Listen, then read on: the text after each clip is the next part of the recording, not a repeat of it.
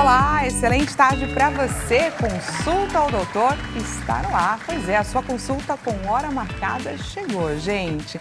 Uma excelente tarde para você. Com imenso prazer que eu entro aí na sua casa, no seu espacinho, para a gente debater mais um assunto interessante. Queremos, é claro, aprender ou nos aprofundar um pouquinho mais. Hoje, a gente vai falar a respeito de uma condição que está atrelada a cerca de 30% da nossa população adulta. E se a gente levar em consideração as pessoas com mais de 60 anos de idade, esse percentual, gente, chega a 40%.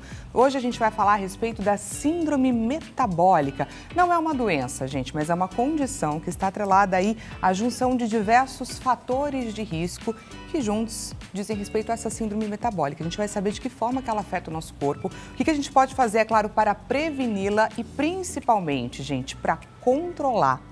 Ok? Se você lembrou de alguém a quem esse nosso tema é interessante, nós estamos em transmissão ao vivo pelo site www.hittv.com.br. Então entra lá e encaminha para essa pessoa o nosso link de transmissão, porque afinal de contas, é como eu sempre digo aqui, gente, informação boa é sim informação compartilhada. Fora isso, eu te convido a você participar aqui da sua consulta, gente. Ela foi marcada para você, portanto, traga para a gente o seu relato, a sua dúvida, que as nossas especialistas já estão aqui posicionadas e prontas para respondê-lo. Combinado? Pelo 0 Operadora 11 3337 5886. E temos a nossa clássica enquete acontecendo neste exato momento lá no nosso Instagram, @consultaodoutorhittv. Então entra lá e participa. Diretor, João, coloca pra gente, por favor, a nossa enquete na tela. Síndrome metabólica, você se considera em risco? Vamos lá. Sim, pois tenho sobrepeso e histórico familiar. Não, tenho uma alimentação saudável e faço exercícios. Não sei, faz tempo que não faço exames. Ou sim, mas eu me cuido regularmente. Qual dessas alternativas, gente, mais te representa? Entra lá, clica na alternativa que a gente vai debater, é claro, as respostas mais clicadas, as respostas mais ticadas. Antes de mais nada, eu te lembro que hoje, gente, é segunda-feira. Hoje é o dia que a gente deixa reservado na nossa semana para a gente aprender um pouco mais a respeito daqueles assuntos que são difíceis, que muitas vezes a gente tem dificuldade de compreender, mas que infelizmente fazem parte do nosso dia a dia e que dependem, é claro, do olhar de uma pessoa que entenda sobre direito, que entenda sobre justiça. Então, por isso, a gente vai receber o Dr. Leonardo Girundi no quadro O Seu Direito. Agora, Seu Direito, com o advogado Leonardo Girundi.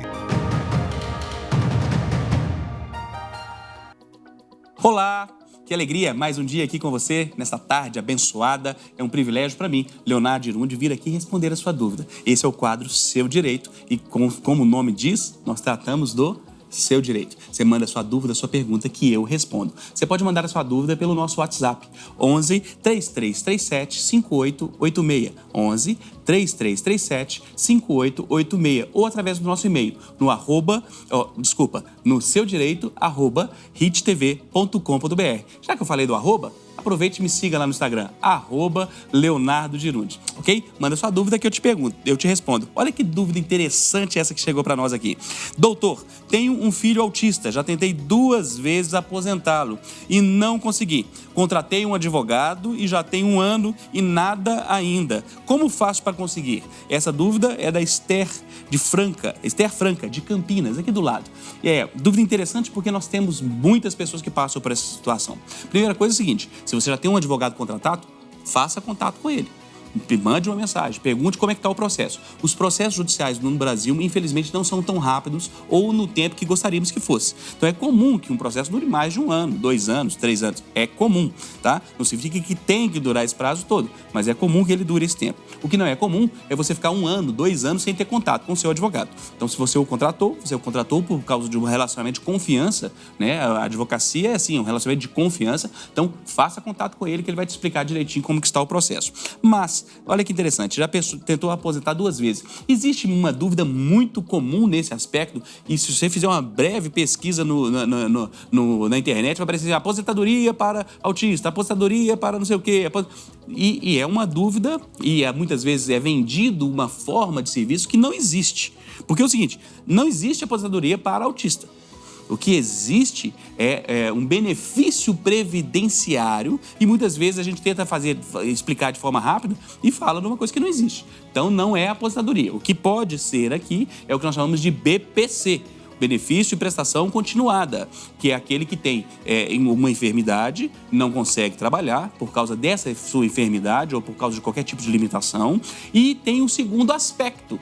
Além da enfermidade, para conseguir o BPC, você precisa ter o segundo item dessa listinha de comprovações, que é ser necessitado financeiramente. A família deve receber, aqueles que compõem o núcleo familiar, no máximo 25% do valor de um salário mínimo. Então, se a pessoa vive numa casa, essa casa tem 4 moradores, cada um tem que receber no máximo 25% do valor do salário mínimo. Então, às vezes, não conseguiu o BPC porque a soma da renda da pessoa daquela casa é superior ao permitido pela lei para receber o BPC, o benefício de prestação continuada, tá? Esse benefício é feito pela LOAS, que é a Lei de Assistência Social. Bem interessante e não serve só para autista, também para qualquer outro tipo de enfermidade também seria possível. Ok? Espero ter respondido a sua dúvida e a sua pergunta. E faça como a nossa telespectadora. Mande sua dúvida e sua pergunta que eu, Leonardo Girundi, vou te responder. Seu Direito, com o advogado Leonardo Girundi.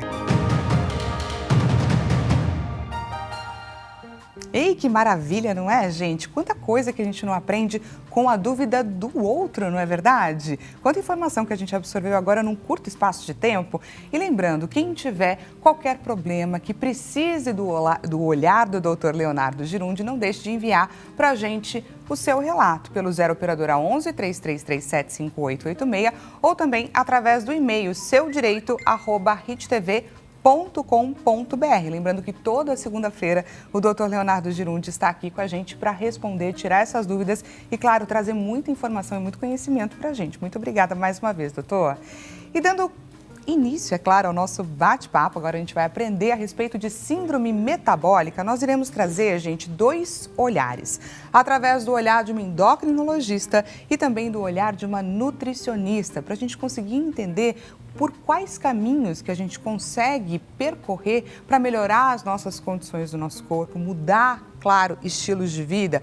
Pode ter certeza que isso daí vai ser essencial para a gente obter, é claro, saúde e bem-estar. Então vamos entender, conhecer um pouquinho mais a respeito das nossas doutoras de hoje. Diretor da nossa tela. Então, vamos conhecer primeiro a respeito da Sabina Donadelli. Ela atua na área, gente, há 14 anos. Sua trajetória começou com um caminho diferente, iniciado na economia, olha que interessante, passando 20 anos na moda, mas por trás dos tecidos e também das tendências, a sua essência sempre foi um pouco mais natureba. Sua missão está na nutrição funcional, ajudando as pessoas a se reconectarem com a sua saúde e por meio, é claro, de escolhas mais conscientes. Vamos conhecer agora a respeito da Débora, gente. Débora Mello atua na área há 18 anos. Sua vontade em aprender sobre a alimentação e a relação direta com as doenças a fez escolher por essa profissão. Encara como um grande desafio o fato de ter que lidar com os pacientes que fazem consulta no Dr. Google. É o seu caso, você que está nos assistindo? Confesso, gente, que muitas vezes eu já fiz esse caminho. Absorvem informações e elas embarcam, é claro, em soluções rápidas, priorizando o corpo perfeito e ignorando a saúde. Sejam muito bem-vindas, doutora. Muito bacana, não é, gente? A gente aprendeu um pouquinho sobre elas, conhecer alguns detalhes. Fiquei muito curiosa com relação a essa questão do Dr. Google, porque como eu comentei, quantas vezes, não é, a gente não repara em condições ou comportamentos ou essa coisa da dieta, por onde que eu posso percorrer, e clica ali no Dr. Google. Só que a grande questão é que a gente absorve muitas vezes aquilo que a gente quer e ignora outras questões que são importantíssimas e por isso que a gente precisa de um olhar de um especialista, alguém que entenda de fato sobre o assunto, não é, Débora? É isso aí, Dani, obrigada pelo convite. Eu adoro falar sobre síndrome metabólica, é o que eu mais gosto, na verdade, porque vai muito nessa questão do Dr. Google, né? Hoje, a maior parte dos pacientes que entram no meu consultório, ou com sobrepeso ou com obesidade, eu diria que de 10 pacientes, 7 possuem síndrome metabólica e nem sabem do que a gente está Olha falando. isso. Por isso que eu falo que o Dr. Google muitas vezes nos incapacita, porque essa pessoa não sabe outras complicações que ela pode ter por estar acima do peso e ela não está sendo bem acompanhada. Isso daí é uma questão bastante complicada, não é? Queria que você também compartilhasse um pouquinho da sua vivência no dia a dia. Quantas pessoas não costumam ter esse comportamento, não é? De buscar informação rápida e não fazer o caminho que muitas vezes vai levar, claro, a um resultado muito mais eficaz. Com certeza, hoje a gente tem, essa semana passada, o Ministério da Saúde entrou com um programa para o acolhimento de obesos, um programa contra a gordofobia e etc. Infelizmente, na nossa sociedade, a obesidade está se tornando normal. Normal jamais, mas pelo menos comum.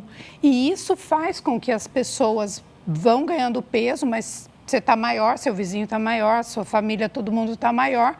E as pessoas não estão observando todo o prejuízo. Não é uma questão de imagem, é uma questão de saúde. De saúde. Por trás do sobrepeso, Não da é obesidade. estética. Não é estético.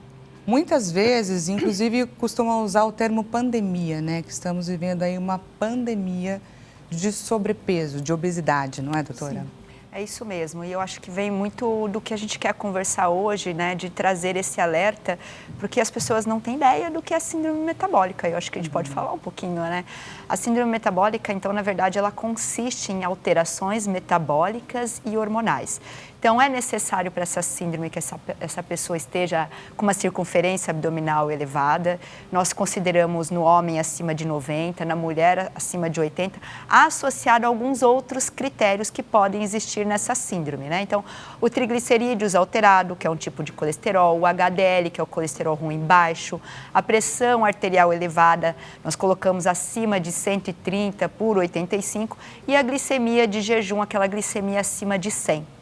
Então, quando o paciente tem essa circunferência abdominal elevada, associada a pelo menos mais 2 critérios, nós já estamos falando de síndrome metabólica. E quantos pacientes chegam na sua sala, você vai ver a circunferência, a pressão arterial, pede um exame básico, gente, colesterol e glicemia, essa pessoa já tem síndrome e ela nem sabe do que a gente está falando. E a síndrome metabólica, só pelo fato dessa pessoa ter a síndrome metabólica, ela existe um risco nos próximos 5 anos de desenvolver diabetes e doenças cardiovasculares e AVC, quando comparado com a população comum. Por isso que às vezes o Dr. Google não me traz tudo. Exatamente, a gente não faz nem ideia. Inclusive, a gente imagina, né, que são coisas muito distintas, coisas muito separadas, que em algum momento elas se correlacionam, mas que não necessariamente elas podem impactar tanto no nosso corpo. Existe, inclusive, uma controvérsia, não é? Porque existe uma definição que é feita pela Organização Mundial da Saúde, que tem alguns parâmetros estipulados e definidos que nem todos os profissionais concordam. Você tem alguma coisa a dizer sobre isso, Sabina? Tem a Organização Mundial de Saúde adota alguns parâmetros e a gente segue mais o FDA. E por que isso? Por causa da circunferência abdominal, né? A OMS ela coloca uma circunferência abdominal mais elevada e hoje nós utilizamos um padrão, que é o padrão sul-americano, de uma circunferência menor. Então, enquanto na OMS eles colocam uma circunferência acima de 100 para homem, 90, nós já caímos de 90 para 80. Então, é por isso que a gente, na verdade, nós somos mais comedidos. Menos permissíveis, não é? Porque quando a gente, então, está falando sobre uma questão que é tão determinante, como você estava explicando para a gente, que é a circunferência abdominal, quando a gente aumenta o padrão, a gente permite que diversas outras pessoas que já poderiam estar classificadas como pessoas com síndrome metabólica estejam fora dessa lista. Exatamente. E, no caso, não. Aí, então, a gente tem entendido que é melhor a gente ignorar essa definição da Organização Mundial da Saúde e recorrer a essa da FDA, certo? Exatamente, até porque hoje, né, os critérios para diagnóstico de obesidade, eles estão mudando, né? Então, nós considerávamos muito a obesidade somente pelo IMC, o Índice de Massa Corporal, e hoje não. Hoje nós colocamos a circunferência abdominal, a relação circunferência-quadril, o uso de uma bioimpedância para avaliar também a questão do percentual de gordura, porque muitas vezes nós temos aquela pessoa que está ali com um IMC de sobrepeso, mas tem um percentual de gordura elevado, e aí você vai ver se a pessoa tem síndrome metabólica. Então, nós estamos fazendo novos parâmetros que já estão agora sendo implicados no ano de 2025, e o IMC não é mais utilizado como um único parâmetro para acompanhar esses pacientes. E isso é muito bacana, não é? De acompanhar no nosso dia a dia, porque é como se os especialistas, as autoridades, as pessoas que entendem sobre o assunto estivessem, de fato, a cada dia muito antenados no comportamento humano, nas mudanças do nosso corpo e não fechados em uma definição específica. Não é? Isso é muito importante, estar sempre atualizado, sempre se atualizando, sempre buscando entender de que forma que nós, seres humanos, temos evoluído e mudado comportamentos, não é? Sem dúvida, porque se você for observar, né, as pessoas que tinham sobrepeso, né, essas pessoas elas já têm um grande risco para desenvolvimentos de resistência insulínica, glicemia alterada, então elas têm que ser incluídas já como uma pessoa de fator de risco. Né? E não só o obeso. Então, esse olhar também, por isso que a gente já diminui a circunferência abdominal, para que atenda a esse público que também é extremamente perigoso. Perfeito. Vamos pegar, a gente separou uma tela que define, então, esses cinco fatores de risco. E aí eu gostaria de aprofundar, de entender um pouquinho mais o que é aquele fator e de que forma que ele coloca o nosso metabolismo numa determinada síndrome. Perfeito? Vamos colocar, então, diretor, na nossa tela, a síndrome metabólica. Então, estamos falando de glicemia elevada, hipertensão arterial, colesterol alterado, circunferência abdominal elevada e triglicerídeos elevados. Porém, eu gostaria muito que vocês explicassem de forma fácil para que quem esteja nos assistindo, claro, consiga identificar, detectar comportamentos, enfim, de que forma isso pode ser ruim para o corpo delas. Legal, então acho que ali tudo começa pela circunferência abdominal, lembrando que pelos critérios que a gente segue do IDF, a circunferência abdominal ela entra, então é ela mais um dos, tá? E o que acontece? Eu acho que é o mais importante as pessoas saberem. Nós temos dois tipos de tecido adiposo, ou seja, dois tipos de gordura, a gordura subcutânea e a gordura visceral. A gordura subcutânea é aquela que a gente vê, que fica abaixo da pele, entre a pele e o músculo. Não é esse o problema. O problema é a gordura visceral, a que fica abaixo do músculo entre os órgãos. É essa gordura que é a danosa. Por quê? Essa gordura, nela, existe uma série de ácidos graxos livres, fatores que podem levar à trombose, citocinas inflamatórias e é tudo isso que vai levar à síndrome metabólica, porque toda essa condição inflamatória que tem nessa gordura entre os órgãos que leva ao aumento da pressão arterial, aumenta a insulina e leva à resistência insulínica, maior propensão a ter fatores tromboembólicos, por isso que eu falei do AVC, doenças cardiovasculares, então tudo começa nesta gordurinha. E é muito por isso que essa gordura ela já pode existir até em pessoas com IMC normal. Sim. Então, a gente não pode esperar e nem considerar somente a obesidade um dano. Só uma questão para a gente considerar, as pessoas falam, a doutora acabou de falar em inflamação. Às vezes a gente entende inflamação, cortei o dedo, inflamou. Como é que eu estou inflamado dentro do meu corpo?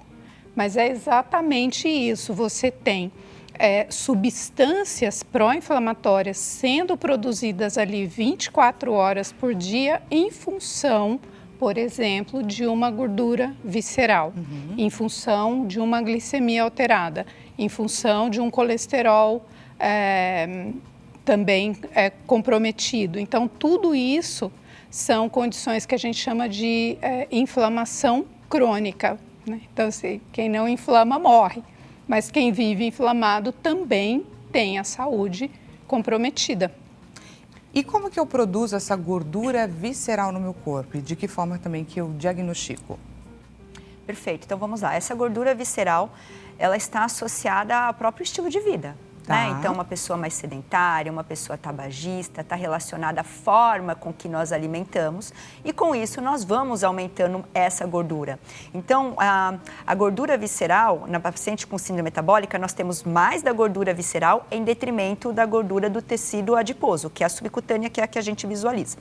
Como nós conseguimos identificar essa gordura? Primeiro, nos próprios exames, onde vai mostrar a circunferência, né? Às vezes pela bioimpedância, associada aos exames de sangue, que você vai avaliar o colesterol está alterado, no próprio exame físico, quando você avalia a pressão arterial. E além disso, às vezes tem uma função hepática que pode estar alterado. Você faz ultrassom de abdômen e já vê que aquela pessoa tem gordura no fígado. Não precisa de muito pra gente saber. Aquela alimentação que a vida toda é mais composta de ultraprocessados, por exemplo. Então, a gente tem no corpo uma capacidade de reter gordura que é de milhares de anos. Então, né, o nosso genoma não mudou em 20 mil anos. Antigamente, a gente tinha que caçar para comer. Então, o corpo precisava de reter gordura, de absorver gordura como fonte de energia, porque você podia passar 2 dias sem comer. Hoje, a gente compra o que quer, o que pode, o que consegue no supermercado e leva para casa. E a facilidade, o acesso ao ultraprocessado fez com que a gente começasse a comer cada vez mais e cada vez com menos qualidade. E aí o corpo não mudou. Então, a nossa capacidade também de excreção de muitas substâncias não aumentou. Aí, o que acontece? O corpo entende que ele precisa acumular. Então, você tem uma condição mais sedentária. Você come mal, come ultraprocessados, porque os alimentos naturais, o que a gente chama de comida de verdade, ele propicia a excreção, propicia a eliminação. Os alimentos, quando a gente não tem essas substâncias que ajudam na eliminação, o corpo vai guardando. E especialmente o que é venenoso, né, todos os conservantes, corantes desses alimentos, eles são armazenados na forma de gordura. Então, tudo começa realmente na alimentação. Não só na gordura subcutânea, mas é o que a gente está priorizando, né? A gordura visceral. Sim. Né? Porque a gordura subcutânea, ela não é danosa. Esteticamente pode incomodar, que é por isso que a pessoa vem até a gente. Mas ela não sabe o dano, que o dano é a visceral. Né? Perfeito. Mas Agora, assim, desculpa, claro. só concluindo isso, como uma pessoa pode também, a olho nu, entender isso em casa, né? Basicamente, nós temos os 2 biotipos, o maçã e o pera, né? Que a gente fala, né?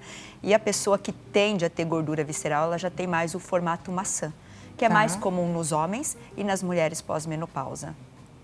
Perfeito. Para facilitar, é claro, você que está nos assistindo, para a gente conseguir identificar comportamentos e também essas questões que as doutoras estão pontuando para a gente, porque a nossa finalidade aqui hoje é trazer informação e causar, é claro, essa identificação. Falando sobre a resistência insulínica, está diretamente ligado à diabetes ou não necessariamente? Vamos lá, a resistência insulínica começa tudo com o sistema inflamatório da gordura visceral. Tá? Então, essa gordura, ela vai criando uma disfunção da célula beta. A célula beta é a célula que leva à produção de insulina. Então, com isso, começa a ter uma resistência insulínica e se essa resistência insulínica não for tratada, a pessoa desenvolve, então, diabetes, que é o muito comum. Entendi. E esses casos são muito identificados, doutora, no seu consultório? Ah, sim. Infelizmente, a gente tem visto um número assustador de pessoas, se não já com uma glicemia de jejum alterada, com outros marcadores que apontam para a resistência à insulina. Perfeito. Com relação ao colesterol HDL, o que a gente pode trazer de informação como um fator para a identificação de uma síndrome metabólica? Legal, também tudo é na danadinha, né? Tá. A gordura visceral isso leva à liberação de ácidos graxos livres, que altera e aumenta o triglicerídeos, que é um tipo de colesterol ruim, e leva à diminuição do HDL, que é um colesterol bom, né? Então, na síndrome, a gente considera o HDL danoso para mulheres abaixo de 50 e para o homem abaixo de 40. Perfeito. Homens ou mulheres que são mais afetadas? Então, como hoje a gente estava falando do formato pera, né? Do formato, desculpa, maçã. Então, os homens são mais afetados pela síndrome e as mulheres, após a menopausa, elas têm uma tendência maior a desenvolver o ganho de peso pela própria queda do estrogênio. Então, a mulher pós-menopausa e, antes disso, o homem tem maior chance de ter síndrome. E aí a mulher é por essa questão hormonal, correto? Sim, também. Exatamente pela questão hormonal, ela tem maior chance após a menopausa. Mas lembrando que hoje é uma condição muito comum. Eu vejo muito, no meu consultório eu tenho muitas mulheres também, todas, aí colocamos que 70% já apresenta síndrome. Mas no homem é muito comum. O senhor também, na sua casuística? Sim. Existe a chance de pessoas jovens serem afetadas pela síndrome metabólica ou não necessariamente? Cada vez mais comum. Cada vez mais comum. Cada vez mais comum por causa da gordura visceral, que é uma gordura extremamente inflamatória e ela leva à resistência insulínica. E essa resistência insulínica leva uma série de problemas no nosso organismo, entre elas ao aumento da produção de hormônios androgênicos que levam à síndrome do ovário policístico. Então, 43% das mulheres em idade fértil que têm síndrome metabólica está relacionada à síndrome do ovário policístico.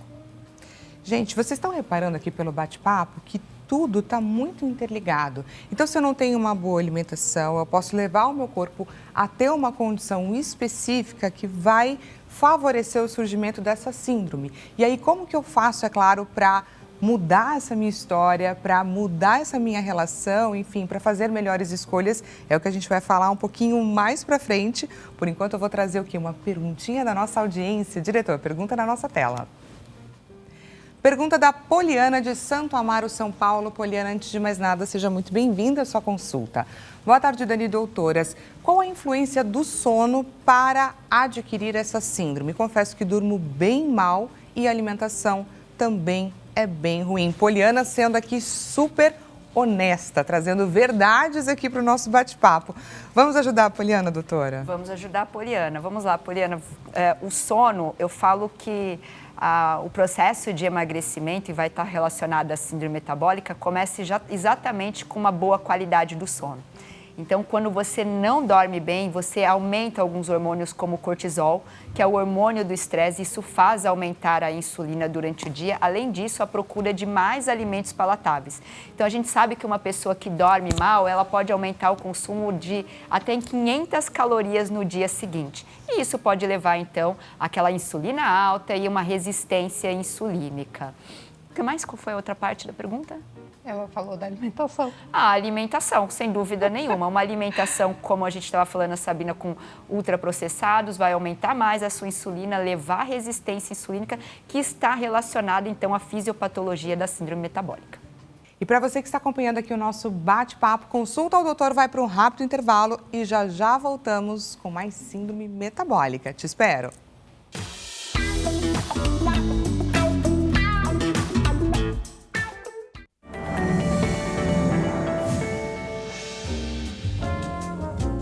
Olá, seja bem-vindo mais uma vez. Consulta ao Doutor está de volta. Caso você tenha acabado de chegar, seja muito bem-vindo. Chegue mais perto aqui. Aproveite o nosso bate-papo que estamos falando a respeito de síndrome metabólica.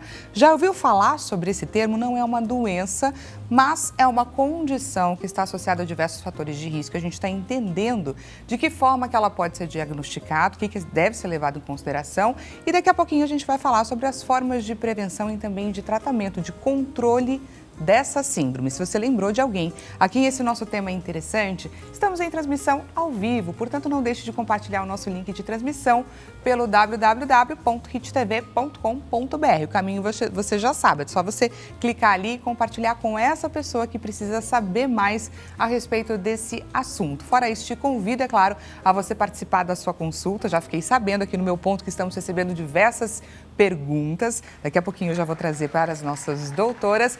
Se você ainda não mandou a sua, não perca tempo, que o programa agora tem pouquíssimos minutos. Então, se agiliza aí e manda pra gente pelo 0 operadora 11 3337 5886 e temos a nossa clássica enquete acontecendo neste exato momento lá na rede vizinha, no nosso Instagram, @consulta ao doutor Hit TV. Caso você ainda não siga a gente nesse Instagram novo, clica lá em seguir e também participa da nossa enquete. Combinado? Diretor, coloca pra gente a nossa enquete na tela. Síndrome metabólica, você se considera em risco? Queremos a sua verdade. Sim, pois tenho sobrepeso e histórico familiar. Não, tenho uma alimentação saudável e faço aí exercícios. Não sei, faz tempo que eu não faço exames. É o seu caso? Clica ali na terceira alternativa. Ou então sim, mas me cuido regularmente. Então entra lá, clica na alternativa que mais te representa. Antes de mais nada, gente, hoje é dia 10 de fevereiro. Você sabe que dia é hoje? Hoje é dia, gente, do atleta profissional. Pois é, das pessoas que lutam constantemente para superar, é claro, desafios, para superar seus limites com paixão e, claro, com muita disciplina. E a gente preparou, é claro, uma matéria especial em homenagem aos nossos atletas profissionais. Hoje é o dia de quem dedica sua vida ao esporte, enfrentando desafios com disciplina e paixão. Ser atleta é superar limites diariamente, lidar com vitórias e derrotas. Mais do que títulos, eles carregam valores como trabalho em equipe, resiliência e ética. Parabéns a todos os atletas por nos inspirarem e mostrarem que com esforço tudo é possível. E para você que chegou agora, deixa eu apresentar aqui as nossas doutoras. Estamos com uma Nutri e com uma endócrino. Então, estamos com a Sabina Donadelli, ela que é nutricionista, e com a Débora Mello, endocrinologista. Aproveito mais uma vez, é claro, para agradecer a presença de vocês aqui nesse bate-papo tão importante.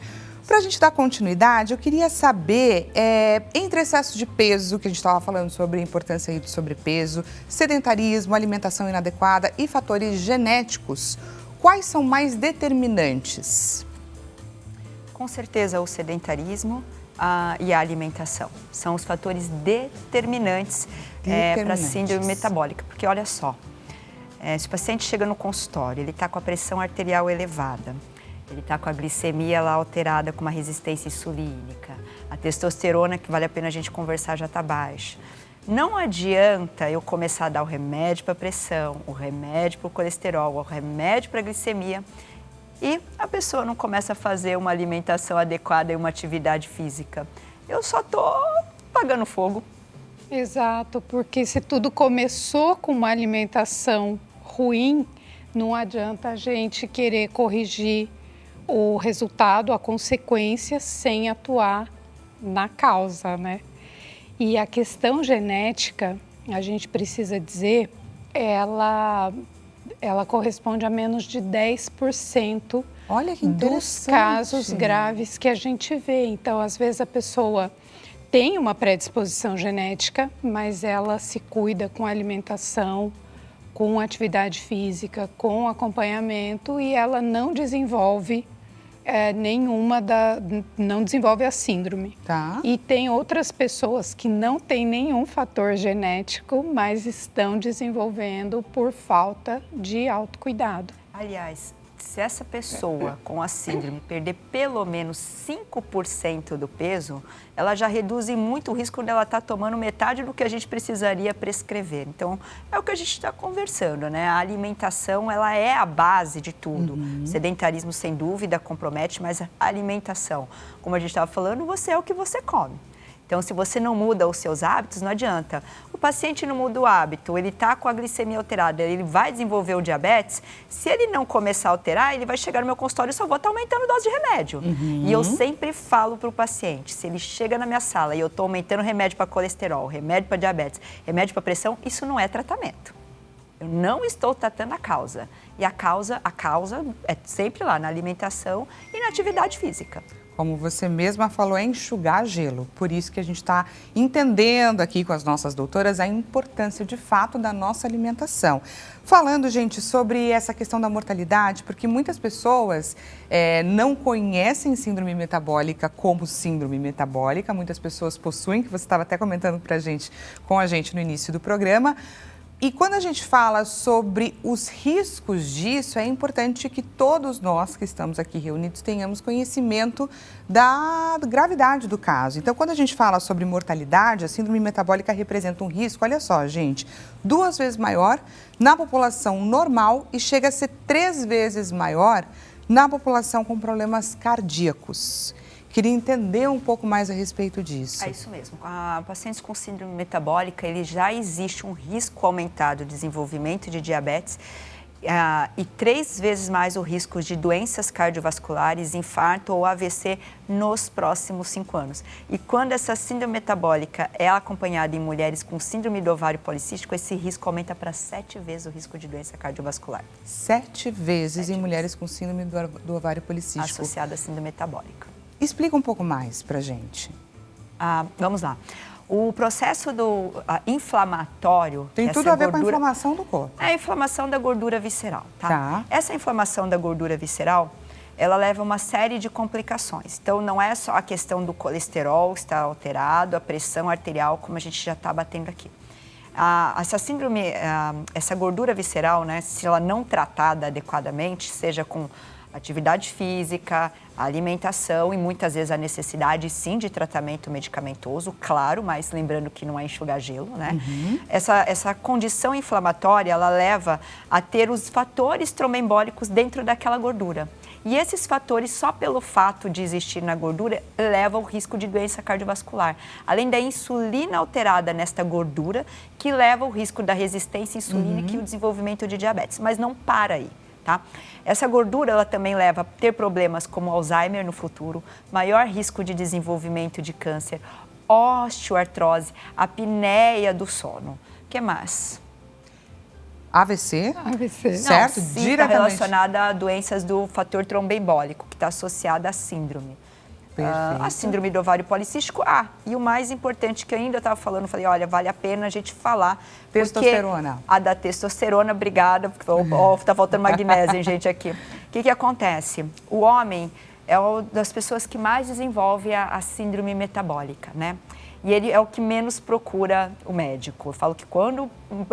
ou ele vem porque a esposa trouxe, ou porque ele, doutora, agora já estou aqui, que eu já não aguento mais. E o que acontece, gente? Essa gordura inflamatória que a gente tem leva à diminuição da produção do hormônio principal do homem, que é a testosterona. Né? Então, ele começa a diminuir a produção dessa testosterona e também leva a maior conversão de outros hormônios que vão levar à ginecomastia. Tá?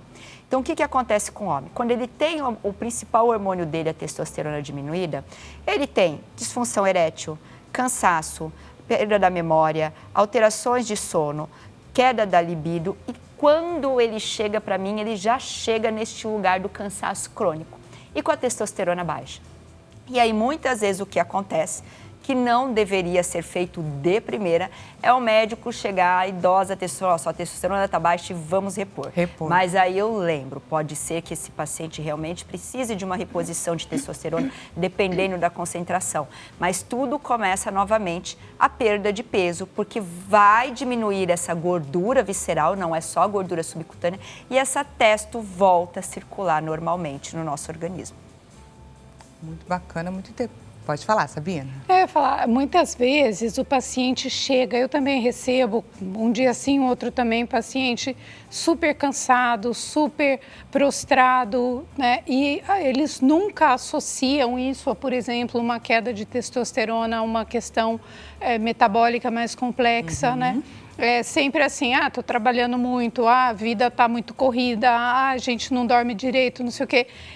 Sobre essas questões a gente não pode fazer nada, mas sobre o que a gente põe na boca a gente pode fazer muito. Tudo. Eu acho que isso é perfeito, mas é isso.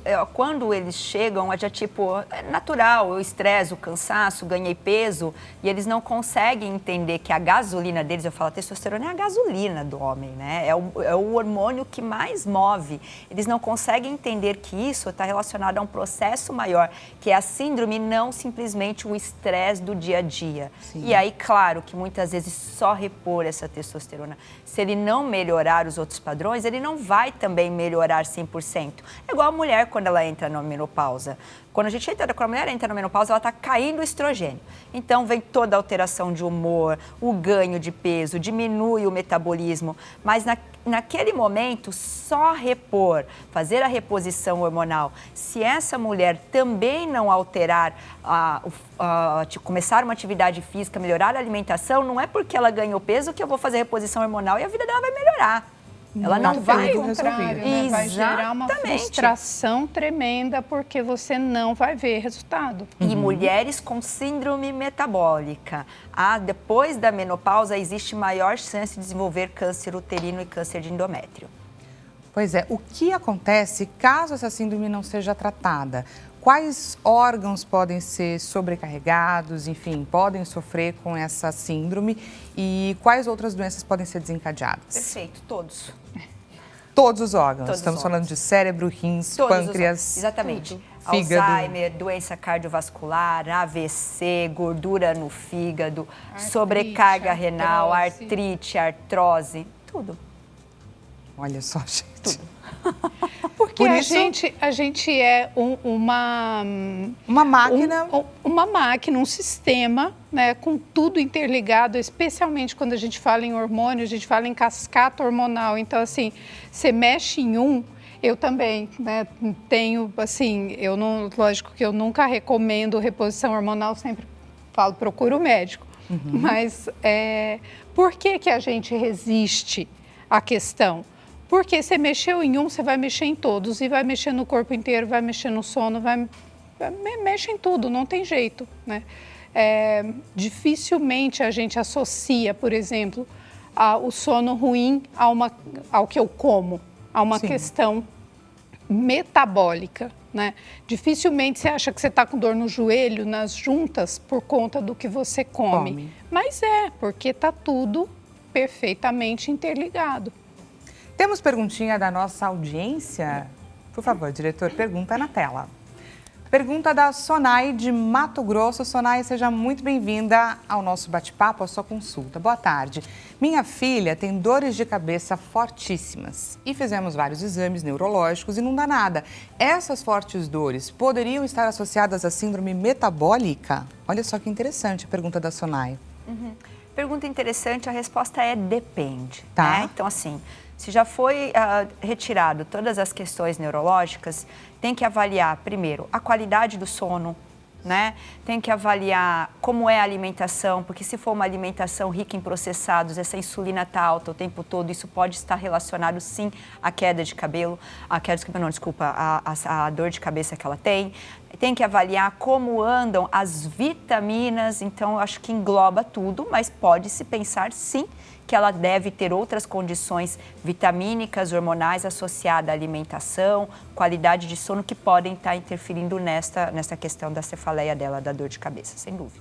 E qual caminho a gente pode indicar para a Sonai, assim? Qual médico que ela deve procurar? De repente, quais exames que ela poderia fazer? Exames simples de sangue poderiam indicar? Qual o caminho que a gente pode orientá-la? Eu indicaria ela começar a cuidar de comer o mínimo de ultraprocessados, o mínimo de açúcar, caprichar realmente em fazer uma alimentação mais natural possível e observar. Aí os exames, ela teria que procurar um médico para fazer os exames de rotina, então glicemia, colesterol e verificar como é que estão as taxas dela. Vitamina D seria muito importante dosar, porque a vitamina D chama vitamina, mas ela tem funções, né, quase de um hormônio dentro do corpo, então seria muito importante a gente entender. Mas eu começaria, assim, com aquela, entre aspas, dieta detox mesmo. Então, água com limão, bastante água, zero refrigerante, o mínimo de ultraprocessados ou nada, assim, arroz, feijão, saladinha. Comida de verdade Comida mesmo. de verdade, e observaria. Em quanto tempo, por exemplo, caso seja de fato uma síndrome metabólica e tudo mais, em quanto tempo ao adotar uma alimentação como essa, mais detox, anti-inflamatória, ela pode vir a sentir uma melhora? 3 dias. Mentira! Não é mentira. Eu estava falando do arroz e feijão, eu estava falando se as pessoas soubessem como o arroz, feijão, uma salada e uma proteína é o prato mais incrível que existe, as pessoas parariam de fazer tantas dietas restritivas que levam àquela perda de peso e o reganho e só faz deixar o metabolismo mais devagar. Eu sempre falo, o velho arroz e feijão funciona. Uma proteína, uma saladinha. Gente, eu adorei Acabou, essa deixou a informação. insulina baixa, tá lindo. O corpo, ele é incrível, né? A gente tem o corpo tem uma vocação natural para a vida. Você corrigiu minimamente a rota, ele te responde imensamente. Então, assim, é uma loucura, mas às vezes o paciente me manda uma mensagem e fala, ai, tô com dor de cabeça, ela fala, toma uma água com limão. Daí 15 minutos, fala, nossa, o que aconteceu?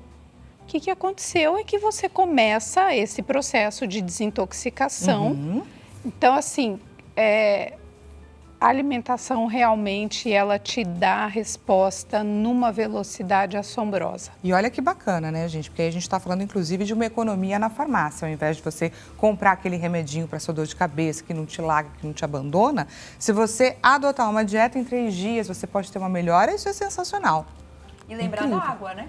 Lembrar da água. Lembrar da água. A água, muitas vezes, exatamente, também faz parte da anamnese. Às vezes a pessoa está bebendo 500 ml de água por dia, fala, mas não tem jeito, a sua cabeça não vai melhorar nunca, né? A água é fundamental. Estão cansadas, prostradas, deprimidas, gente tomando, assim, procurando remédio para depressão e está apenas desidratado. Muito bem lembrado. É sobre se olhar, se observar e se reorganizar. E falando então sobre a dieta, a gente aprendeu aqui um caminho. Qual o caminho para evitar os picos de glicose? Que também são importantes nesse caso.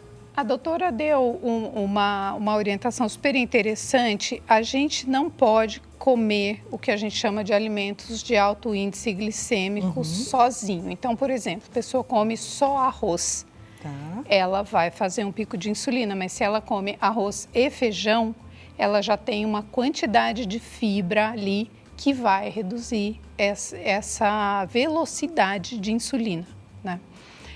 Se ela colocar uma salada, um alface, outras fontes de fibra junto nessa refeição, ela está cuidando do intestino, isso também melhora essa condição de uma maneira geral. Então, tem gente que fala, não pode comer pão, mas o pão com manteiga, ele já não tem uma velocidade alta. Então, às vezes a pessoa tem, não pode comer gordura, porque... Mas assim, tudo do jeito que a sua avó comia, tudo de forma moderada e delicada e com cuidado, vai funcionar muito bem em termos de saúde. E olha que bacana, não é, gente, que a gente acabou de acompanhar o raciocínio, o pensamento da Nutri. Muitas vezes a gente faz escolhas erradas e a gente precisa, é claro, do olhar de uma especialista para nos conduzir. O problema não é a gente comer o pão, o problema é que a gente não está comendo o pão associado com um ingrediente, com uma outra substância que vai ser importantíssima para evitar determinados mecanismos no nosso corpo. Então, por isso que é muito bacana a gente recorrer ao profissional certo. Vamos conferir juntos o resultado da nossa enquete. Resultado na tela. Síndrome metabólica, você se considera em risco? 43% clicou na alternativa não. Tenho uma alimentação saudável e faço exercícios. 21% sim, pois tenho sobrepeso e histórico familiar. 21% também não sei, faz tempo que eu não faço exames, o que também é preocupante. Sim, mas eu me cuido. Queria as considerações de vocês a respeito, é claro, da nossa enquete. Então, eu fico contente. Pela alternativa mais votada, porém, logo abaixo temos ali um alerta. Tem o sobrepeso. Tem o sobrepeso, sinal de alerta, sem dúvida nenhuma. A síndrome metabólica ela não está relacionada a pessoas somente com obesidade. A gente sabe que aquela pessoa que está acima do peso já pode ter todos os critérios pela síndrome. Então, sim, eu sugiro que você procure um profissional para fazer exames. Uma glicemia já consegue avaliar, um colesterol. Fazer a aferição da pressão arterial já vai mostrar se você tem síndrome. Atenção, se você tem síndrome do ovário policístico, pode ser que você tenha síndrome também. E nós estamos num momento fácil, porque neste primeiro momento a síndrome ela pode ser reversível com a alimentação, atividade física. E, se necessário, medicamento, mas eu vou para o lado da nutricionista. A gente consegue, com alimentação, melhorar muito o padrão. Qual é o cálculo da redução? 10% a menos do quilo? Quando você reduz cerca de 10% do seu peso, você diminui em 50% todas as condições, todos os riscos, né, da síndrome metabólica. Então, gente, é sobre o quê? É sobre a nossa alimentação. Foi sobre isso o nosso bate-papo de hoje. O quanto a gente é o que a gente come, como a doutora Débora comentou aqui pra gente.